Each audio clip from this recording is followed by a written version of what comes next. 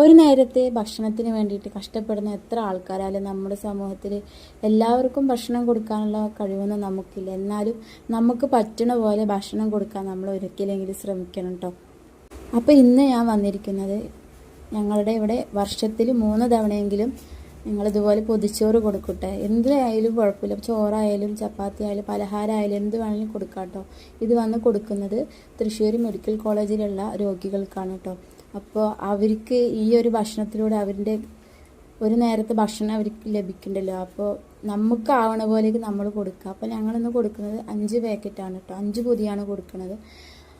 അപ്പോൾ ഉമ്മയാണ് എല്ലാം പൊതിയണതൊക്കെ, ഭക്ഷണമൊക്കെ ഉണ്ടാക്കി ഫുൾ പൊതിയണതൊക്കെ ഉമ്മയാണ്. ഇങ്ങനെ നമ്മൾ ഈവനിങ്, അതായത് 4 മണി നേരത്താണ് കൊടുക്കുന്നത്. അപ്പോൾ ഇത് വൈകുന്നേരത്തേക്കുള്ള ആഹാരമാണ്, രാത്രി കഴിക്കാനുള്ള ഭക്ഷണമാണ് കേട്ടോ. അപ്പോൾ ഇതുപോലെ നമ്മുടെ ഈ ഭാഗത്ത് തന്നെ, ഈ ഒരു പ്രദേശത്ത്, നമ്മുടെ ഈ ഭാഗത്ത്, ഈ സ്ഥലത്ത് കുറേ പേരൊക്കെ ഇങ്ങനെ ഭക്ഷണം കൊടുക്കും കേട്ടോ. അപ്പോൾ വർഷത്തിൽ ഇങ്ങനെ ഒരു 3 വട്ടമൊക്കെ ഇങ്ങനെ കൊടുക്കും.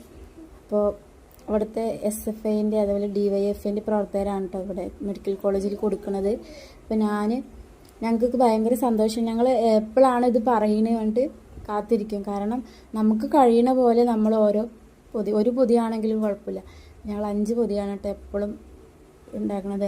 അവരുടെ വയറെന്നറിയണ ഭക്ഷണം നമ്മൾ ഉണ്ടാക്കണം. അതായത് ഒരു 5 ചപ്പാത്തിയൊക്കെയാണ് കേട്ടോ ആക്കുക. അപ്പോൾ ഇന്ന് സ്പെഷ്യൽ ചപ്പാത്തിയും കടലക്കറിയാണ്. അപ്പോൾ ഇതുപോലെ നമ്മുടെ സമൂഹത്തിൽ പട്ടിണി നടക്കുന്ന ഒരുപാട് ആൾക്കാരുണ്ട്. നമ്മൾ അവർക്ക് വേണ്ടിയിട്ട് ഇങ്ങനെ നമുക്ക് പറ്റുന്ന പോലെയൊക്കെ ഭക്ഷണം നമ്മൾ ഉണ്ടാക്കി കൊടുത്താൽ അതൊരിക്കൊരു സന്തോഷമല്ലേ അല്ലേ. അപ്പോൾ ഞങ്ങൾ പൊതിയൊക്കെ പാക്ക് ചെയ്ത് വെച്ചു കേട്ടോ. 5 മണിയൊക്കെ ആയപ്പോൾ ആ ചേട്ടൻ വന്നിട്ടുണ്ടായിരുന്നു, അപ്പോൾ കൊടുത്തു. അപ്പോൾ ഇന്നത്തെ വീഡിയോ ഇത്രയേ ഉള്ളൂ കേട്ടോ.